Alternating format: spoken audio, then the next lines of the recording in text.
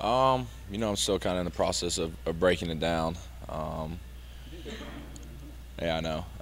It takes a little while for the film to get broken down, though, from our GAs. But for the most part, yeah, it's a lot of the same defense. They got a real talented defense. Got a strong safety who's got 14 interceptions. Real ball hawk secondary, and they do a good job of getting the pass rush on every game I've watched on the quarterback. So, um, I'm still in the process of trying to figure them out. How important is it for you guys and you personally to get to 10 wins this season? Well, I think it means a lot. I think 10 wins is something to be proud of. And not a lot of teams in Georgia history have won 10 games. And then, we want to send our seniors out on the right note. I want to finish my career here on the right note. I think this is a game that a lot of guys are looking forward to playing on offense and on defense. And then we got a chance to be one of the best offenses in Georgia history, and that means a lot too to me and to all these other guys and these seniors. You can't take that away from somebody when they go and look back at their career at Georgia. You're part of one of the best offenses in Georgia history, and that means a lot. With all the back and forth with Todd, you never really had it seem like the full arsenal all the time. Maybe one or two games. Hmm. What does it really say about you and Mike? Scoring 41 or 42 points a game most of the time? Yeah, it's. I think first it's a testament to our coach's ability to recruit for the past couple years. We break the record in points per game a couple years ago with 37, and last year we didn't have Todd the last couple games, and he was kind of hurt the whole year, and then this year, like you said, we start off with a couple of our receivers out, and then Todd gets hurt, so it's a testament to the guys that they recruit, the character of guys that we have, the ability to kind of push through adversity and still get the job done. So. Hearing Mike Bobo's name being thrown around for head coaching positions, I'm sure you have an opinion on that. And what kind of a head coach would he be? Yeah, I think everyone kind of knows that he's one of the most underrated offensive minds in the country. Since he's been at Georgia, he's done nothing but kind of, break a lot of records, score a lot of points. I mean, 41 points per game is pretty unbelievable. And so he's definitely underappreciated here and across the country, I think, just from being able to work with him. I think there's a lot of guys that come in from the other side of the ball, whether it be a new coaching staff, that I kind of hear what they think of Coach Bobo across the country. And, he's got a lot of people that think real highly of him. And I think it's just a matter of time before he gets a head coaching job. In this industry, though, do you hate to see a guy go if he were to go? I think you understand it's part of the business. It happens everywhere. Obviously, it wouldn't affect me as I'm going out. But I know these younger guys. They were recruited by him and want to play for him, and especially those quarterbacks. They finally kind of getting comfortable in his offense and his system. But when you kind of sign the dotted lines, you kind of understand that is part of the business. Guys are here 1 year and then they're gone.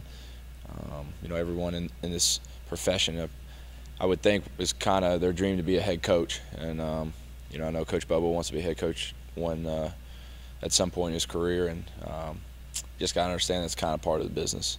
Hey, about 5 years ago, we're right on top of the time when you committed to Georgia. Can you take us back to that day or how that kind of week or two went? Yeah, I remember Coach Sherrills coming by Lassiter. Was very shocked because I didn't think that Georgia was in the process of even looking for a quarterback. But I think they were kind of thinking ahead with Aaron and Zach. And I had a few offers from Georgia Southern, UAB, and a couple MAC schools. And then Georgia came in. I remember talking to Coach Sherrills, talking to Coach Bobo, kind of, hey, would you be interested in playing at Georgia? And I was like, yeah, absolutely. I really hadn't even found a spot yet, and this is December. Most quarterbacks are the first guys that commit back in the summer. And, I was still looking for a home, and Georgia eventually offered, and it was kind of like a domino effect. Some of those other schools that were kind of on the border of offering me kind of ended up offering me. Got an offer from Virginia, Mississippi State, and we're in the playoffs, and I was playing pretty good, and so had a couple options and took a couple visits, but at the end of the day, talking with my parents and everybody else, being an in-state kid, I wanted to come play for the Bulldogs, get that in-state degree, and kind of meant a lot if I wanted to kind of live my life here in this state, and maybe if I wanted to get into coaching, high school coaching or anything like that. So that was kind of that process. What are your plans after this game? I'm gonna go start training in Florida for the draft. Go play in the East-West game, January 17th. So let's see how far that takes me.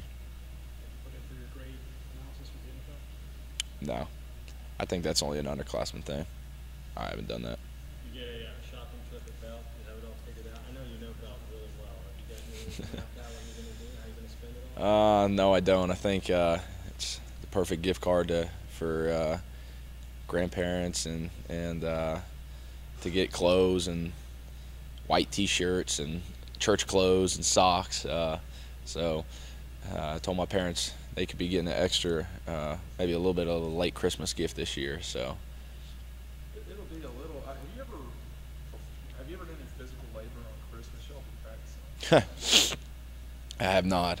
Usually, we kind of sit in our rooms on New Year's Eve and kind of look out the window for the fireworks, and because we play the next day, and this year it's we'll be sitting in the room and on Christmas Eve and practicing on Christmas Day. So, that's kind of the nature of the bowl season and what happens when you don't really accomplish what you want to accomplish. You excited about getting in one of those NASCARs going around the track? I am. I'm looking forward to it. You gonna get in it? Like that? Huh? You ever do anything like that? I have not. Are you a NASCAR guy at all? Nah, not much. What's the fastest? This is a trick question. I guess. What's the fastest you've ever driven a car? Well, I'll tell you what. Without telling you the exact speed limit, I got a super speeder last year, coming home from Georgia Southern, and I think the speed limit was 55. So y'all could do the math. Was that on 442? It was on 15 South. Yeah.